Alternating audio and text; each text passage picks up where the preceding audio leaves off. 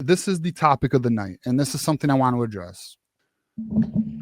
It is my opinion, after talking with fans and engaging with them on social media, doing post-game show, that some of the fan base, a lot of the fan base, it feels like a lot, maybe it's not, is frustrated with this team, even though we are 6-2 and everything is in front of us. And the boys have, outside of the USC game, I would argue, done what they've needed to do. Now, has it been the cleanest? Absolutely not. And we can get into why I think the fan base is frustrated. And I also can understand, why the fan base can feel frustrated, but I am here to simply say, I think we need to take a breath. Minnie, do you have thoughts on this before I go in on my position? You do realize this is like my specialty. I kind of have a corner on fan bases being frustrated, having come from the Nebraska Huskers. I feel you. But my question is, are you in a better position right now than you were at this time last year? And I bet you everyone would say yes. You have a whole bunch of winnable games in front of you. You have a team that seems, yes, there's problems on every team, but you have a team and coaches that seem to be able to pull it together. So yeah, that's how I like to look at things. Yeah, and I think Aaron Taylor has it best here. Is we have, so this is where I'm at. And I think this is really critical. Like, we have the youngest team in the Big Ten. And I know, well, that's an excuse. Well, look, here's the reality of what it really means. It means in the next few years, we're going to be absolutely dominant. It means next year, our boys are going to be even better, stronger, and ready for, like, for example, you see what's happening with Bryce Underwood on these road games. That's going to go away. He's going to find his feel. He's going to have the confidence. He's going to kill it. I think we need to understand the reality of the situation, which is, yes, we are a good team. No, we don't always play to the level of our talent. We don't. And yes, there is an extreme inconsistency with this team. Like, for example, Washington, we look like Michigan football. We play against Michigan State, who, yes, is a rival, and yes, it is on the road. And yes, they are one of the worst teams in the Big Ten, but we looked inconsistent. We looked a bit sloppy. The offense was out of rhythm. Defense played good, though. Defense played very good. So we need to, as a fan base, in my opinion, just take a breath and understand that it is very likely we're going to win the next 3 games: Purdue, Northwestern, and Maryland. It is very likely. And we are going to go into this Ohio State game, and we are going to be 9-2 heading into this Ohio State game. And that game is going to determine whether we are in the playoffs or not. It is at home. We play well at home. Okay? We play well at home. And I Rico, and I think, listen, I hear you. You're not wrong. We should have blown Michigan State out. But can we also acknowledge, even when it was 10-7, did you really feel like we were going to lose the game? I never felt like we were going to lose that game. Not one time did I ever think to myself, we're not winning this game. I felt that we just needed to play cleaner football, but we are not. We're just not. Offensively, we're not. Yeah, exactly, Dre. I agree. We are just a young team.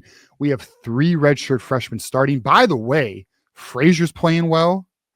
Sprague's playing well. Granera's playing well. Our young players, Andrew Marsh is playing well. You have these young players really playing well. You have a lot of young DBs playing well. You have Cole Sullivan, who looks like a star. You have all this encouraging. You have a quarterback who we all know is that dude. He is. It's just got to be consistent, right?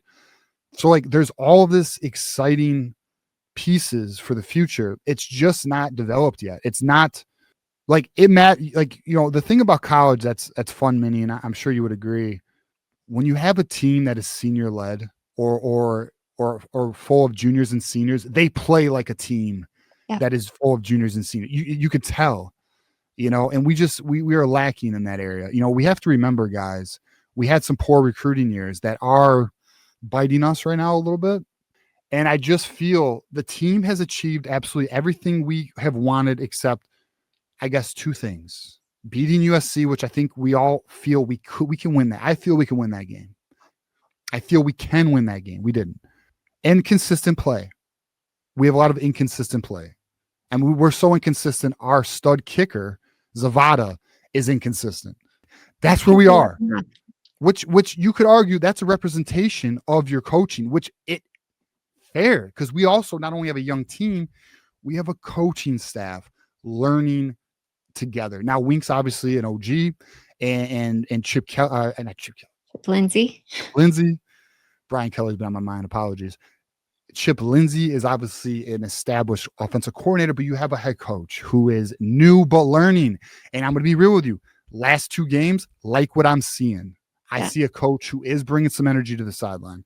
I see a coach who is making decisions in game.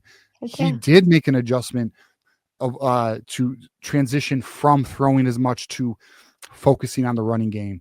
I just feel, guys, as a fan base, is it perfect? Absolutely not. Is it where it needs to be? No, we got work to do. But boys, we're going to likely be 9-3 or better. Okay. And my prediction going into this season was, and I got I've had a lot of debates in the off season because our fan base, Minnie, by the way, they think anything below 10 wins is unacceptable. And my position was 9-3. So I debated a lot of people. I felt the reason why we'd go 9-3 is the exact thing we're seeing, that we're just young. Just young. That's part of the problem right there, TJ. What you just hit on is that the fan base has an expectation because it's just 2 years removed from a national championship. So you want to see that every year. But and I'm not even mad. Yeah, go on. This team has gone through a major overhaul, major changes, and it's still putting a great product on the field. Yeah, exactly. And, and I'm not mad at the fan base for having expectations and standards, because that's good. Yeah. Like, it is okay to hold your team to a high standard, especially when you have a team and a program like Michigan. We should hold them to a high standard. My only, I guess the only thing I'm trying to do, because like at the end of the day, I cannot change your mind, and I'm not going to force you. I am not going to force you what to think. Like, for example, Michigander, because 9-3 is unacceptable. We are a national championship. I agree. We are. The standard should be competing for national titles. I don't disagree, but I'm trying to, the reality of the situation is this: we don't have the wide receivers we need.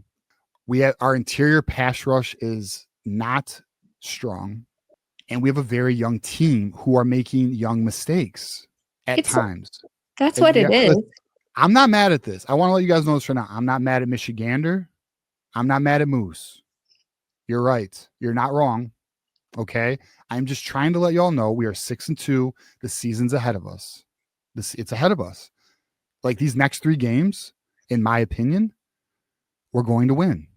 Then we got the Ohio State game where we all know, we're going to be watching that game. That's going to be a great game. It's going to feel like if you ever been in line for a roller coaster, Minnie? Oh, like a really big-ass roller coaster. Like, yes, I love roller coasters.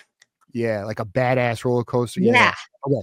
The week of the Ohio State game is going to be like you're in line for one of those monsters. Yeah. It's gonna be exciting. I'm totally considering coming up for that game. Wait, you said you're going to come up for that game. Are you? I'm considering it. I haven't decided. Make a deal with you. All right. So here's the deal. Doreen's going. I know. Doreen's going. The reason why. I've told our audience I was going to go. So if you go, we can figure something out. But November 29th. Brother.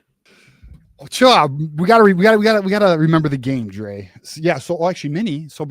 Minnie, if you do come, so my guy Dre here, he's a part of Hailgate, which is one of the largest tailgates in Michigan. For Michigan, we would meet. We would go there. That'd be one of our destinations for sure. Fun. So okay. Yeah. Actually, I think you should come up. It'd be a good time. Doreen will be there as well. We all have a good time. Yeah, but, I want to meet everybody. I mean, this is one of the rivalry games that is definitely on my list. It's going to be a good game this year, too. Gregory, hey, go on, Minnie. I'm not cutting you off. Go on. Oh, there's Gregory Stewart. Yeah, Gregory Stewart. Don't say tickets to Buckeyes. That does not need to be said, but we will say it. And then our guy Dre here says, "Come on, y'all, let's party." Listen, we'll have a good time. But yeah. So that's where I'm at on the fan base. Minnie, did you have anything you wanted to add? And listen, again, I want to stress, I'm not mad at nobody for holding a high standard of this program. I believe in that. You should hold your program to a high standard. But I just want to stress, just take a breath and understand the reality, and the stress that you're having may be for naught, because we may very well, and I do believe this, like I said, we're going to win the next 3. listen, we got the Ohio State game, and we've owned that. We've owned that game for 4 years. Okay, and it's at home, and our boys play good at home. And the defense, and guess what? The defense is turning up at the right time.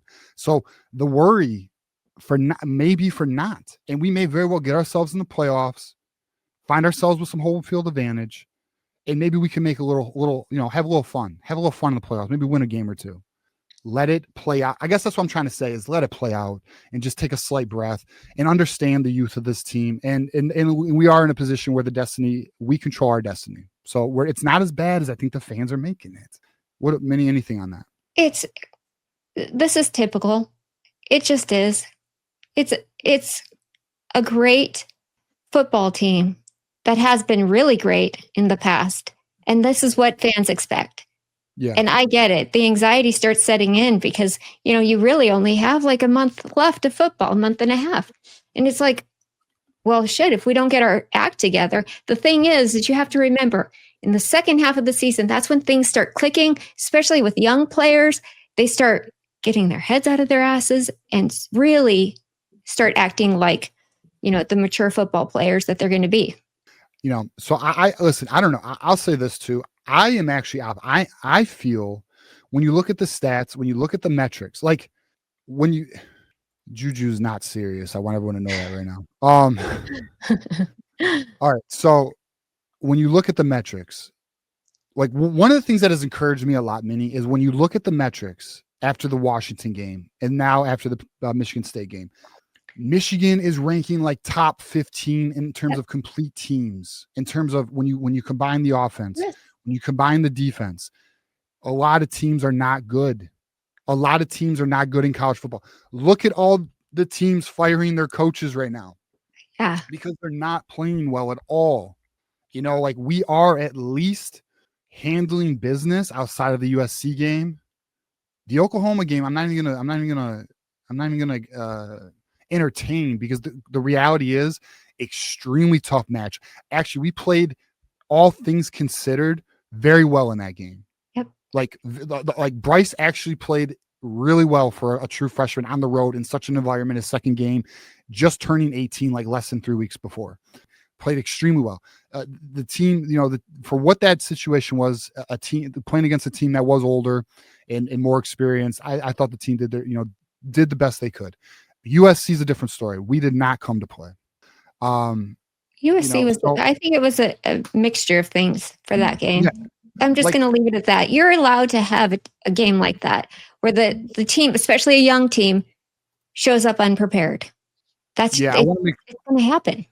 I want to make sure I hit these super chats here. We got T here, 499. Many predicted 9-3, then complained weekly about us looking like a 9-3 team. Laugh my ass off. This shit is even fun for y'all, or is complaining part of. Yeah, I mean, look, I've been at 9-3. I think, to be honest though, T, I think this is just an escape and a distraction from life, my friend. You know what I mean? The fans, people get so invested in their team because it's a fun distraction. That's why we love sports, right? It's a fun little break from the grind. And and like at the end of the day too, it's like, this is gonna sound maybe crazy, maybe even corny, because like I'm processing this in my head before I say it, but you love your team like you love a family member or a child. You just want them to do well. So you're going to be hard on them, right? Like, it's just kind of what it is, man. Now some people, like, how do they raise their kid? Oh, my kid can do anything and I still love them. That's how they treat their team too. You ever talk to a fan that like everything's okay and everything's always optimism, even though it's like terrible and the house is on fire? It's very similar to that in my opinion.